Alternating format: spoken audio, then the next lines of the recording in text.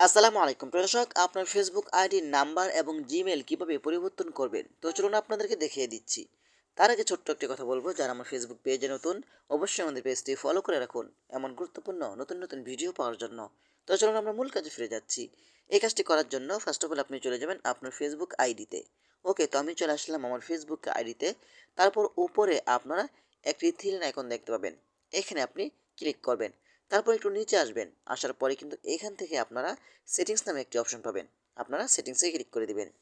সেটিংসে ক্লিক করে দেওয়ার পরে কিন্তু আপনারা এখান থেকে আপনারা পার্সোনাল ডিটেইলস অপশনের উপরে ক্লিক করে দিবেন। এখানে ক্লিক করে দেওয়ার পরে কিন্তু এখানে কিন্তু আপনার এখান থেকে আপনি আবারও পার্সোনাল অ্যান্ড ডিটেইলস এই অপশনের উপরে আপনি ক্লিক করে দিবেন। এখানে ক্লিক করে দেওয়ার পরে কিন্তু এখানে আপনার শো হবে আপনার কন্ট্যাক্টস ডিটেইলস, এখানে আপনি ক্লিক করে দিবেন।